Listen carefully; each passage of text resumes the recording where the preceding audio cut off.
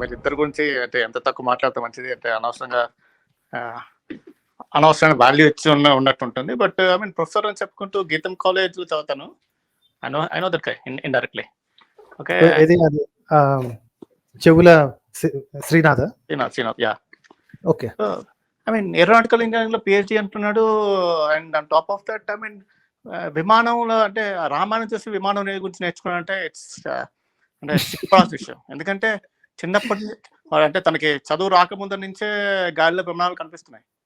So చూడండి, then I have to say one more thing. ఇప్పుడు రామాయణం చూసి ఏరోనాటికల్ ఇంజనీరింగ్ గురించి తెలుసుకున్నాను అని అన్నాడు చూసారా, అదే రామాయణం ఎన్ని వేల సంవత్సరాలు అంటే వాళ్ళ లెక్కలు కాకి లెక్కల ప్రకారం ఎన్ని వేల సంవత్సరాల నుంచి ఎంతమంది చదువుతున్నారండి?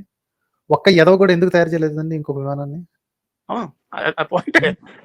కదా, హైడ్రాలిక్స్ హైడ్రాలిక్స్ ఇదేంటి విండ్ మూమెంట్ అది ఈ తెల్లోడు చెప్పిన తర్వాత నేర్చుకున్న తర్వాత ఇప్పుడు వచ్చి రామాయణంలో మా దగ్గర విమానం ఉందని నిలుగుతున్నాడు కదా పనికి మేల సన్నాసులు. మరి ఇన్ని వేల సంవత్సరాల నుంచి అదే రామాయణం చదువుతున్నారు కదా అన్ని రకాల మనుషులు. ఆఖరికి రామాయణానికి ఈ బ్రాహ్మణులు మాత్రమే చదవాలన్న రూల్ లేదు, ఈ వేదాలకు ఉన్న మంత్రాలకు ఉన్నట్టు రూల్ లేదు. అందరికి చదివి వినిపించవచ్చు, శ్లోకాలు చదవచ్చు, దాని అర్థాలు చెప్పొచ్చు, అన్ని చెప్పొచ్చు. మరి ఏ ఒక్క ఎదవన్నా చేయాలి కదండి. ఇన్ని వేల సంవత్సరాల నుంచి వెంటనే ఉన్నారు కదా, రాముడిని ఫాలో అవ్వకుంటూ వస్తున్నారు కదా. అందులో కనీసం ఇంతమందిలో ఒక్కడికైనా సరే ఒరే రాముడి సంగతి రాముడిది బాగానే ఉంది కానీ పుష్పక విమానం ఏదో భలేగుందే, let's think about it, let's మన గురువులందరినీ ఒక ఎదురుగా పెట్టుకుని సార్ మాకు దీని గురించి కొంచెం చెప్తే మేము కొంచెం రీసెర్చ్ చేస్తాను. ఒక్క ఎదవ కూడా ఎందుకు తయారవ్వలేదండి ఇప్పటిదాకా? ఎందుకంటే నువ్వు చెప్పిన ఒక్క ఎదవ కూడా రామాయణం చదవలేదు. రామాయణం చిన్నప్పుడు సినిమాల్లో చూసి ఎన్టీ రామారావు సినిమాలు, నాగేశ్వరరావు సినిమాలు చూసి సినిమాలు నేర్చుకుని రామాయణం వీళ్ళందరికీ. ఓ ఎక్క ఎదవకి చదువు అనేది లేదు.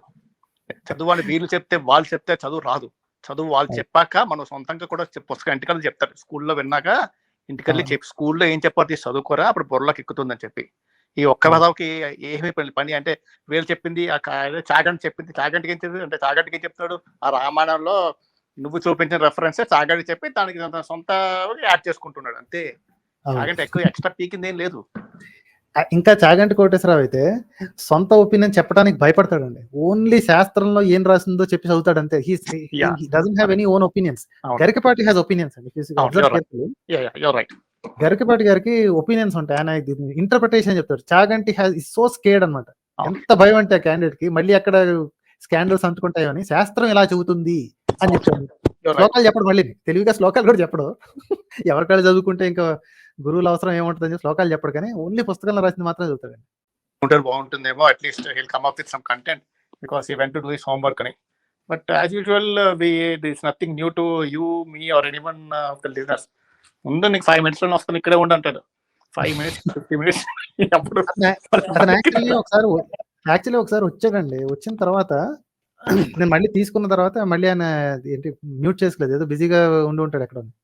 అంటే బేసికల్గా ఏంటంటే వచ్చాడు, వచ్చిన మాట్లాడడం లేదు కదా. ఇప్పుడు వస్తాను నేను మీ ఇంటికి వస్తాను 5 minutes లో చుట్టుపక్కల తలుపుకుంటున్నాను అంతే. నేను వచ్చాను మీ ఇంటికి వస్తాను. అదే ఇంకోటి యాక్చువల్గా ఏంటంటే మనోహర్, నాకు I have a criticism for you, నా కంప్లైంట్స్. చెప్పండి సార్.